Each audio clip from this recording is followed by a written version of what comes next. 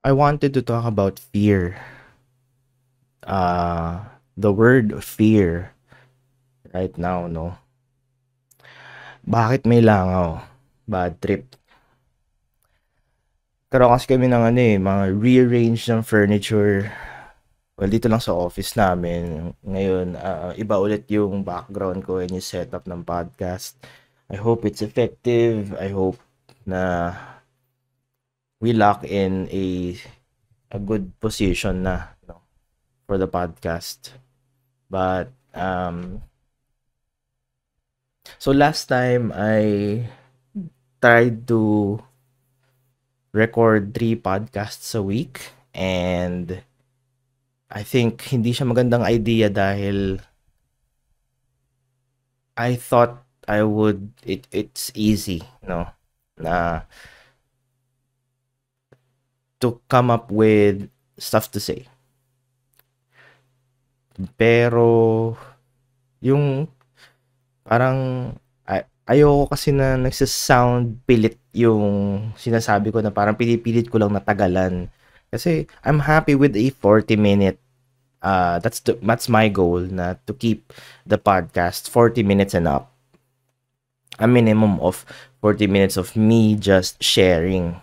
Pero 3 times a week, nauubusan ka pala. And masyado akala ko sobrang galing ko, na kaya ko magsalita, nakausapin yung sarili ko for 40 minutes straight. Pero hindi. So, my goal now is to lessen it to two podcasts a week. And here's episode 17. Kalimutan ko na, hindi I haven't uploaded anything lately, and here it is. No. So, kamusta ba? I've been learning a lot.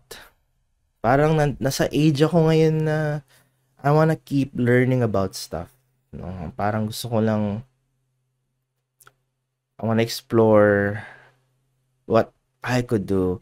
Suffice to say, or sa madaling salita, parang I wanna keep knowing me. No? And also, I'm inspired by yung word yesterday sa church namin. No? I'm very happy sa preacher. He's a good friend of mine, and grabe, ang tanda na namin. Yun lang yung masasabi ko doon. And it's such a fresh perspective on it's a wait lang. Yung preaching was about fruit. Rooted to fruit. Ganun, no? Yun yung title pala ng preaching niya. But what stood out sa akin was, I'm not gonna preach, no? Basta what stood out sa akin is yung sinabi niya about, di ba, the fruits of the spirit, yung love, patience, meron kang forbearance, or pares lang ba yun? Meron kang, yun lang naalala ko eh, pero it's not something na you could practice, or hindi mo siya pinipilit. Lumalabas lang siya sa iyo naturally, yung pag-love, no? And yung to display patience, no? Ang nasa isip ko nga na parang I think you can exercise or galingan konti yung patience, or to display patience, no? Pila ka sa NBI, to get your NBI, pila ka, tapos pag nasa pinakadulo ka na ng pila, balik ka ulit. Yun nasa isip ko, for you to display patience talaga, no? But anyway, that's a joke. Pretty lame one. Pero yun yung naisip ko na. Pero anyway, you can't. The only way for you to display or to nurture itong mga fruits mo is to abide by the Lord, since there's a verse nga na the Lord is siya yung vine, the main vine, and tayo ay mga branches na we must tap the source. Oops. Nilin ako konti dun, no? Kasi yung mic ko kasi. So, I guess, calm down. Yan, na-bless lang ako dun, and I think it's a reminder sa akin na just to leave everything sa Lord eh. Minsan na gusto kong, alam mo yun, to be proactive sa mga bagay na that makes my just today, no, complicated. Na parang I overstretch the efforts that I put in. Knocks naman, no? Overachiever. Pero sometimes I put myself into a lot of pressure na hindi naman kailangan, kasi at the end of the day, you just have to map out yung mga roles mo, or map out yung mga responsibilities mo. And sinabi nga dun sa word yesterday is to, parang kung hindi ka mapagkakatiwalaan sa mga maliliit na bagay, paano ka mapagkakatiwalaan sa malalaki? Parang sometimes yung mga responsibilities ko na it's just laid out in front of me, and I see them, and I would always I would always say na that's trivial. Parang madali na yan masyado. Madali na yan. Okay lang yan, madali na yan. Parang yun yung parang go-to sagot ko minsan sa wife ko, no? Yun, dali na lang yun. Madali na lang yun. Sira yung doorknob, madali na lang yan. No?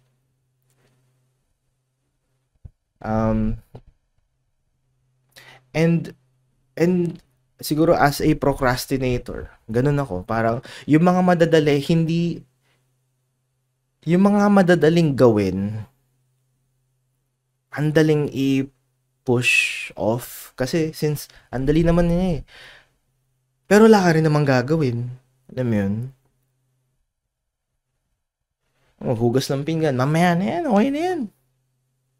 Hanggat sa mapuno na yung pinggan. And then, wala na. Ang hirap na niya. So, what am I trying to say? Yeah. I get, parang nakakalimutan ko yung mga easy tasks or the responsibilities sa harapan ko. Just focusing on one day. What are your responsibilities on that day? And then how execute, tapusin mo, and then we move on to the next day. Pero sometimes, hindi, kailangan ganito. Kailangan. Masyado akong big picture ng big picture eh. Tingin ka ng tingin sa big picture. Wala ka pala kung tinitignan eh. It's like zooming out. Parang paano ba? Ano ba yung magandang analogy dito? Parang meron kang malaking picture na, di ba? Parang syempre isip mo big picture. Yan yung kunwari Jackson Pollock na painting. Sabog-sabog, abstract, ang kalat. Okay na yan. Di ba? Parang nagets nyo ba yung analogy? Parang pag nag-zoom in ka, or when you focus on one particular area ng araw mo, and then ang kalat, or pag nag-focus ka ng isang piece dun sa Jackson Pollock na painting, na puro squiggly lines and abstract art, and And napili ko lang yung Jackson Pollock kasi 'di ba abstract artist siya and parang chaos. Ang chaotic lang ng paintings niya. Minsan hindi, minsan nga dot nga lang ata, splish splash lang ng art eh. Pero what I'm trying to say is you're just when you focus on big picture ka lang ng big picture and you see a chaotic painting and then say, uy, okay yan. Diba? Parang, and wala ka naman din gagawin. You're not gonna arrange. And I'm not saying na ang makalat lang si Jackson Pollock. Gumagawa lang ako ng mga analogy sa isip ko. So, and I feel like that's the worst analogy, no? But anyway, yeah, ang hilig kong tignan yung big picture. And sometimes, correct yun eh. You just have to step back, look at the big picture, okay na. Okay, ito pala yung, this is what I'm dealing with. That's how you correctly do it. No? Pero pag nag-big picture ka, tapos wala ka namang ginawa. There's no act. It's just, you just stepped back. Step back ka lang and wala kang ginawa. Naka-focus ko sa isang bagay, tapos parang, teka, kalat ng lapag o may tumapon na soy sauce. No? May tumapon na soy sauce. Yung ibibig picture mo pa ba yun? Diba? O ang nakakalat yung toys ng anak mo. Teka nga, big picture nga natin yan. Alam mo yun, nakikita mo na yung kalat. Tapos, hindi, i-big picture natin para lumit yung kalat. Tapos biglang, wala namang kalat eh. Parang yun yung ginagawa ko eh. Parang umaatras ako hanggat sa hindi ko siya makita and say, wala namang kalat. Yun.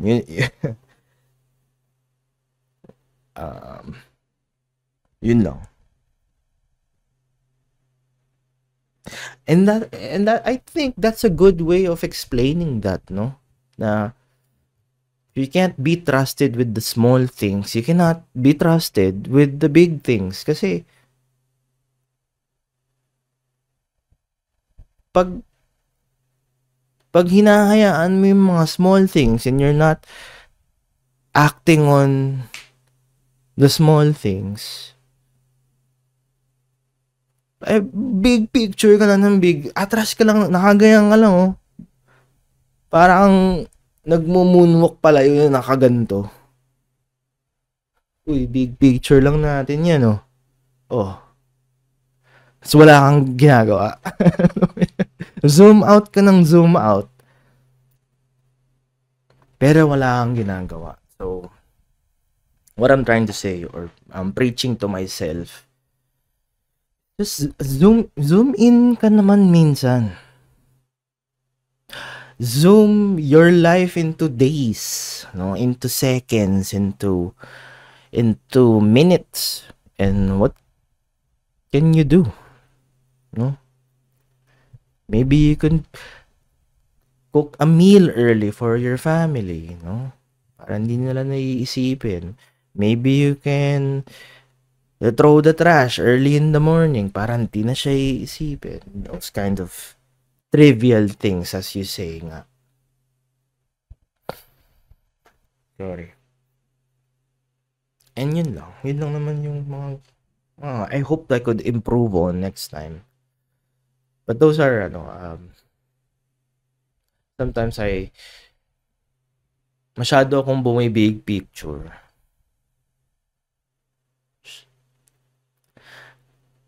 Hindi ko na asikaso yung mga the details, no. Naglalagay ako ng more things to think about. The more things that this is more important. This is more important.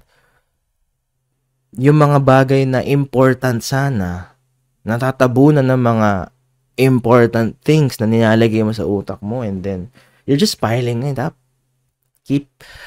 I'm just storming my mind with unnecessary fats.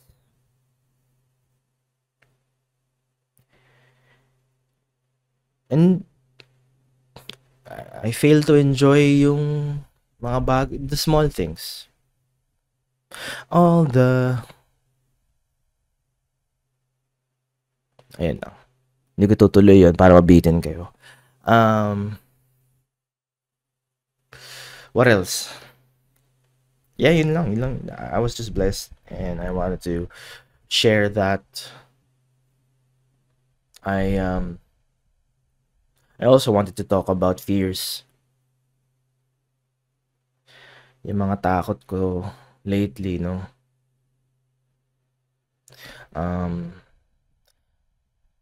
Fears dahil we were blessed enough na meron kaming old keyboard na na-bless kami ng in-laws ko with this cool new keyboard na I get to play with. And of course, teach my daughter how to play the keyboards, the piano, electronic piano, no? I'm excited though kasi I've been wanting to learn. Kasi nakita ko to sa tatay ko eh. Yung tatay ko kasi alam mo yun, wizard with the keys. So, I've always wanted to learn. And here it is. And I enjoy ko siya. And I appreciate the gesture. Yeah, fears. I brought that up kasi one of the fears that I've been having is starting something and then alam mo, sobrang excited ka sa isang project, sobrang excited ka sa this new thing na learning keyboards, and then you fear na you stop. Natatakot kang dumating yung time na hindi na siya fun for you. And I find that to be scary, no? Kaya minsan pinipilit ko na lang yung something that's not fun anymore and I fear na natakot akong lokohin yung sarili ko na this is still fun. And what I'm saying is mga previous passions ko, film, yun, that was a huge kumbaga pain. And to this day I still think about it. I still think na why I dedicated yung younger years ko na I am a filmmaker. I've convinced myself na I love films. Films are my identity. My calling. Yun na nga. To make videos. Ganyan. I've even dedicated yung my young adult life to study abroad. Just so I could feed this, para lang ma-feed ko tong idea ko na isa akong director. Kasi big picture ka na, kaka-big picture mo yan eh. Kaka-big picture mo. Actually, hindi ko alam kung ano yung sunod sa statement na yun, but I just like doing this.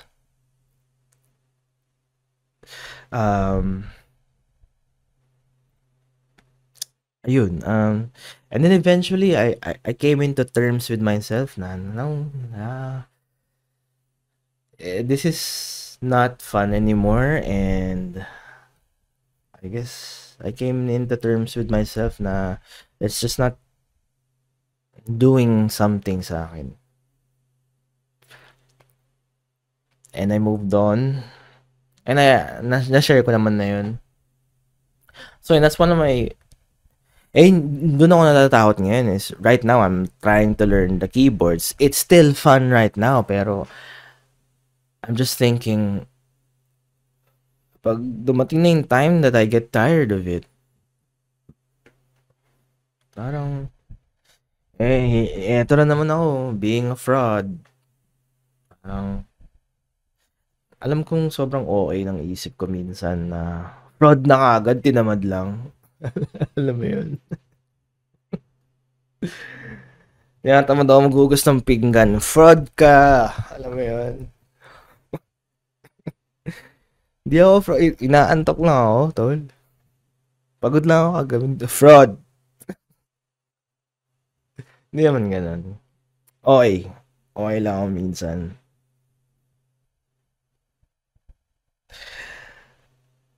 Ah, Ton, bili ka nga ng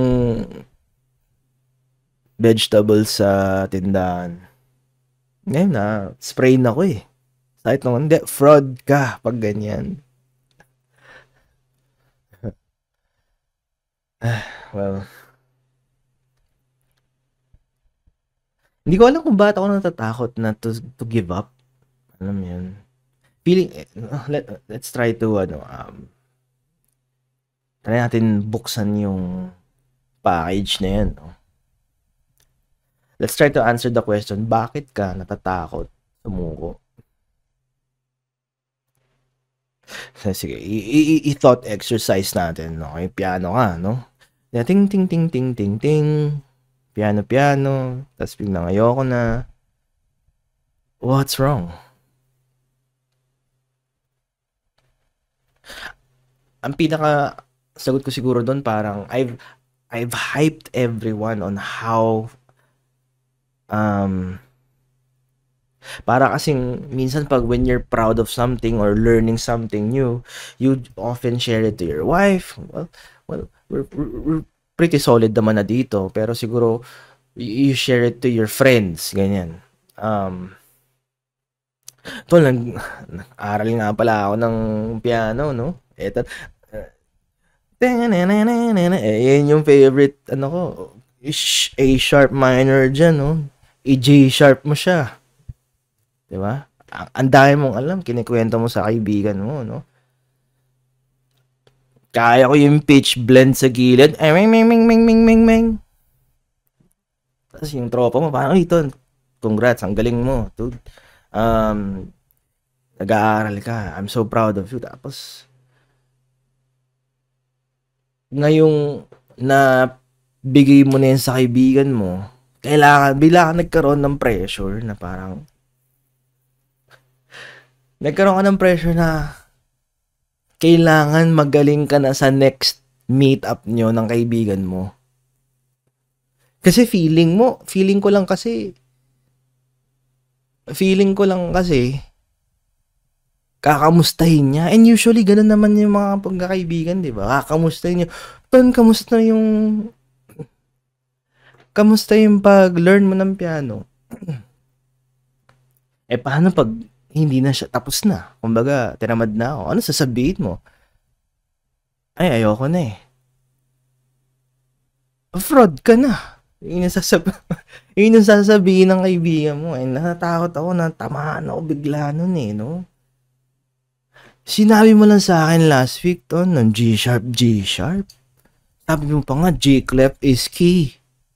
G clef ka, hashtag G clef ka ng G clef sa Instagram mo. Tapos, ngayon, evacuate ka na? E-flat vacuate? Ba din nun? Yun lang na parang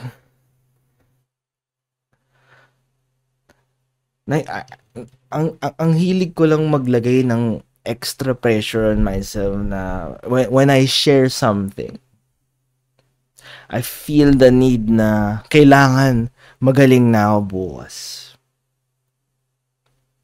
Kailangan pag and I guess that's sometimes nanggagaling yung takot ko to share. That's why I'm very reserved at times on the things I want. Siguro makaka-relate ka pag sinabi mo na when you're working on something, 'di ba?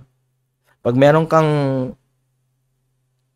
pag meron kang trip and then nahihiya kang i-share muna kasi you're afraid na you won't follow through or meet the expectations ng mga peers mo.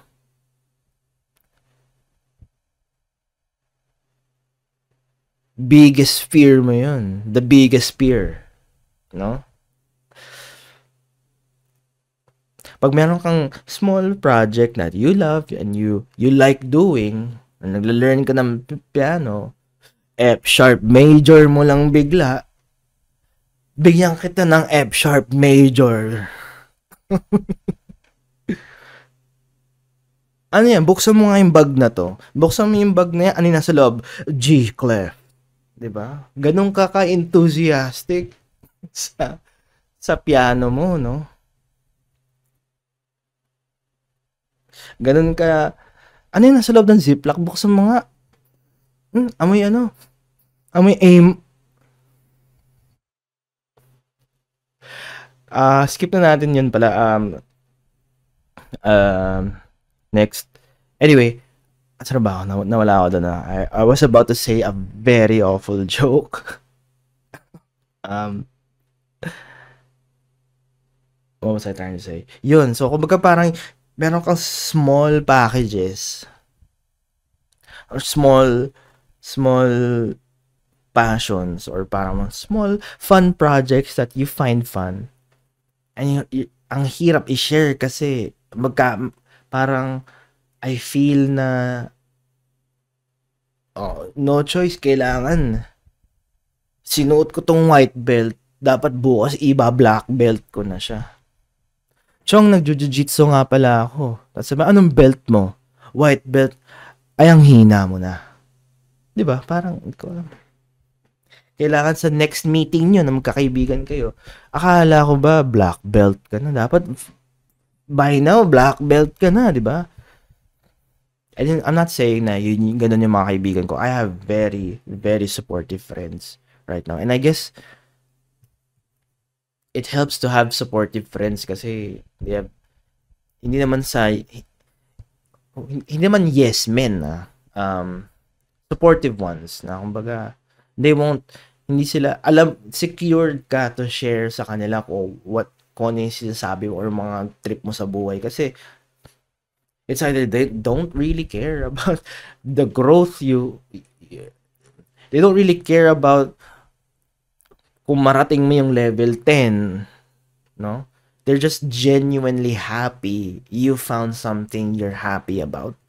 And those are the kinds of friends that I try to collect, no? To try to maintain and to nurture and to build on those relationships I have. And I'm blessed to have those kinds of relationships sa buhay ko ngayon.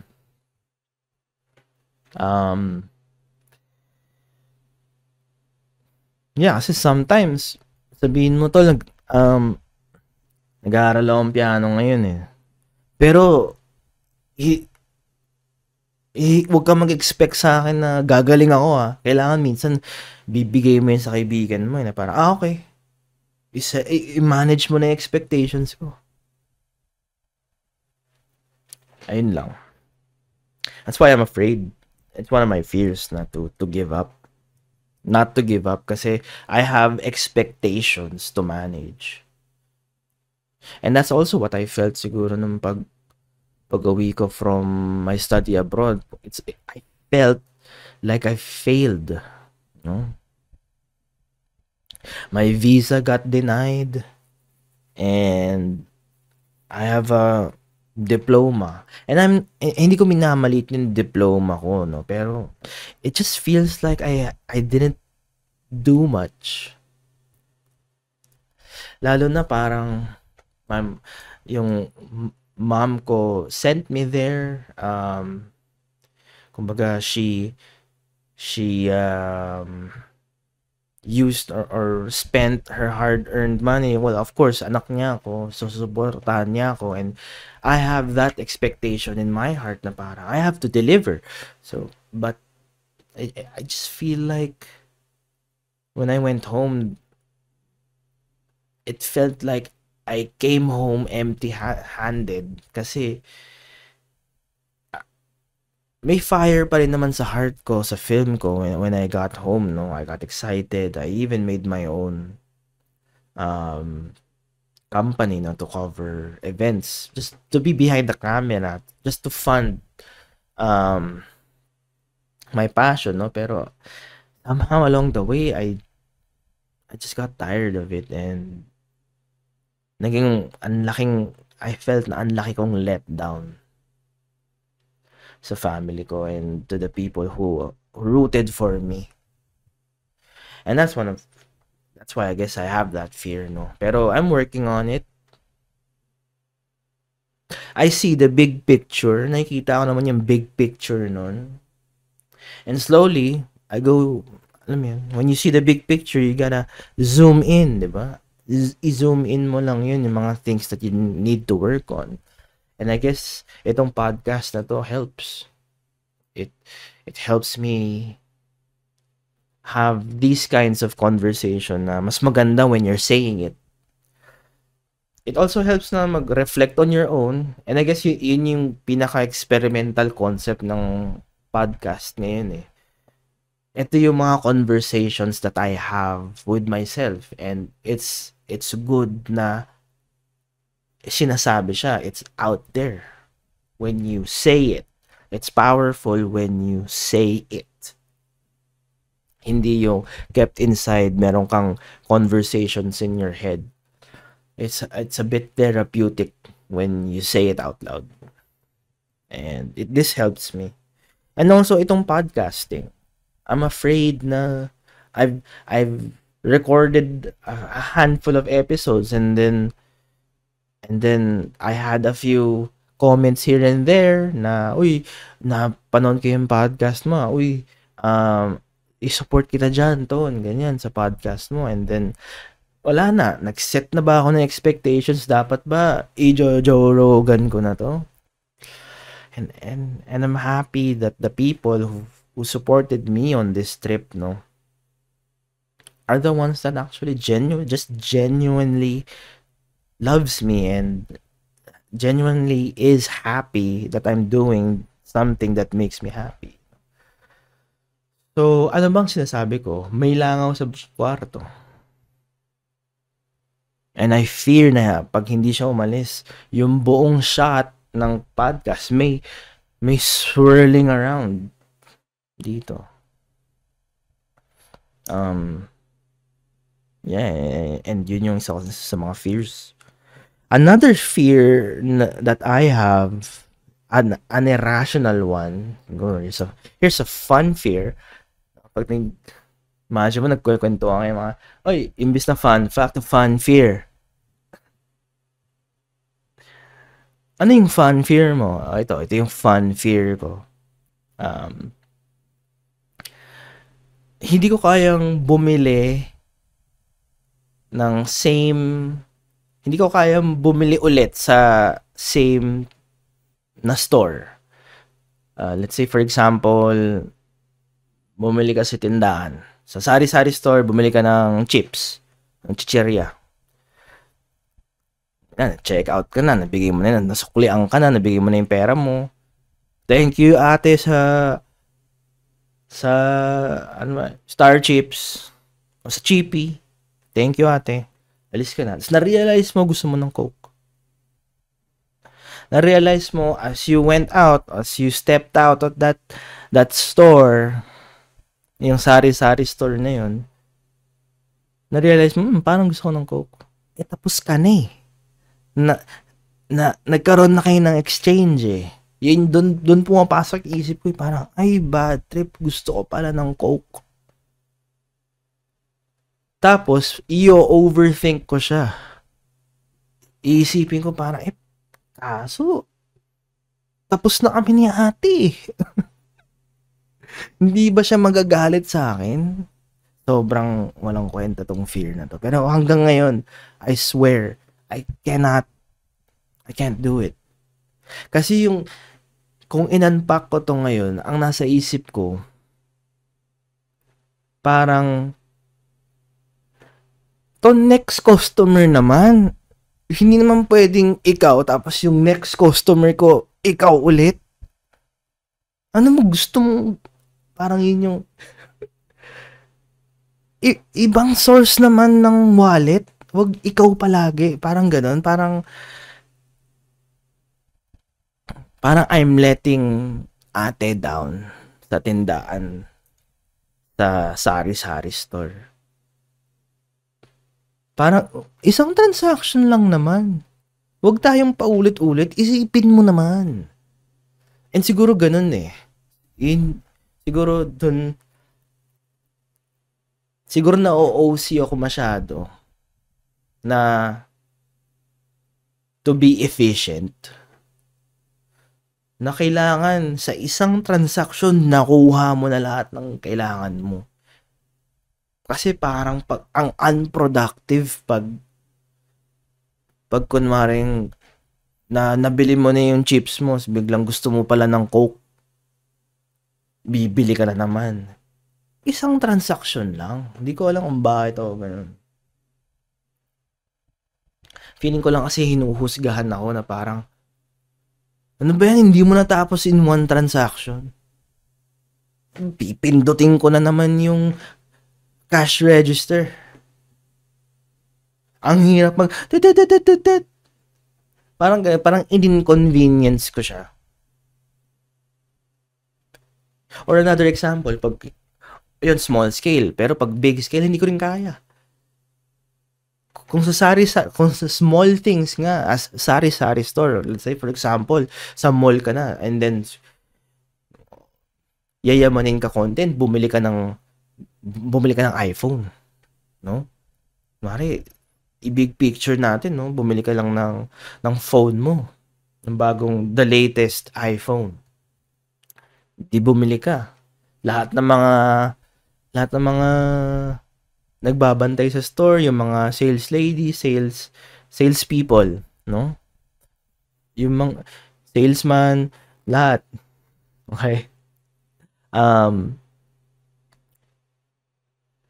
Nandun sila lahat, and then tinulungan ka nila na parang, ito boss, itong iPhone X Gen PS5 model, ganyan. Ito yung pinakamalakas kasi yung speed nito, ganyan. It's like effort na siya. Tapos sabi, ano yung available colors nito? Sige, check ko lang boss kung meron kami. Bibigyan niya sa'yo. Meron kaming gray red. Meron kaming sage brown. Meron kaming eggshell cream violet. Itlog maalat violet. Meron kaming itlog maalat violet iPhone. No?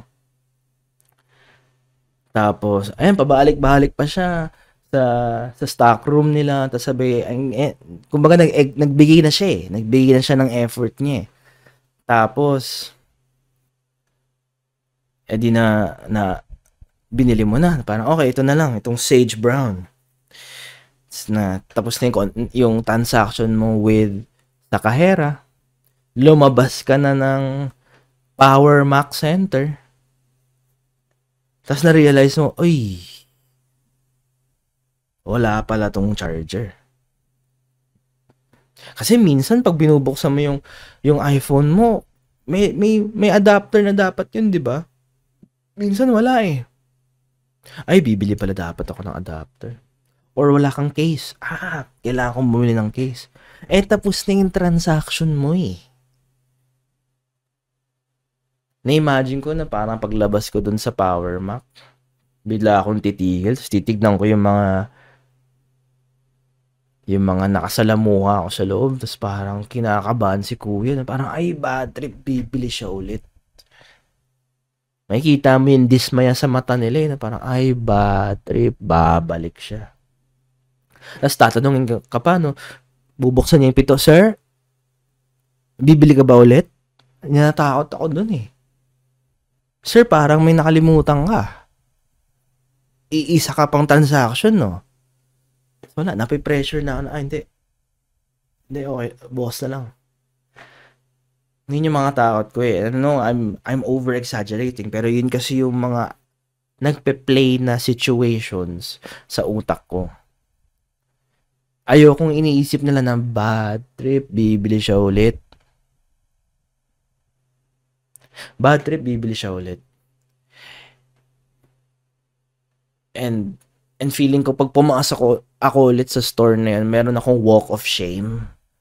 Parang tinitignan ako ng mga nagtatrabaho doon na parang may nakalimutan to. Bibili ka ng charger, no? Hindi mo ba yun alam? Dapat one fell swoop lang yung transaction mo. Dapat alam mo na yan, Tone. Hindi ka ba marunong? And I hate being judged like that. Kaya siguro meron akong ganong klaseng fear. That's why I try to be as efficient as I can with my purchases. Na pag nakapag-check out na ako, may cooldown yan. Bukas na lang ako ulit bibili. It happened. And nawiwirdoan yung nanay ko, yung mga kapatid ko. Nawiwirdoan sila na parang, di bili ka na lang ulit. Hindi, wag na. Bukas na lang kasi. Makasabihin ni ate, tapos na ako eh. Next customer na nga eh. Anyway, ayoko nang pag-usapan yun. Think I've talked about that too much, no? But yeah, fears. Yun yung mga fears ko lang na I wanted to share, just get off my chest. And ayun, let's end it there. Thank you guys for listening sa latest episode ng Tinton Podcast. Again, sa Spotify for audio. And if you want a video episode to watch this, to see the big picture, meron kaming YouTube channel, Tinton Productions, or Tinton Podcast yata. Basta, lahat naman ng socials ko nasa descriptions eh. Thank you. Leave a like, leave a subscribe. And also, I would appreciate it if you send in some video questions or audio questions and send it sa tintonproductions@gmail.com and we can have a conversation dito. Hindi lang ako having a conversation with myself. I would love to hear from you if you enjoy listening to these ramblings that I make, no? So yeah, thank you. Bye-bye.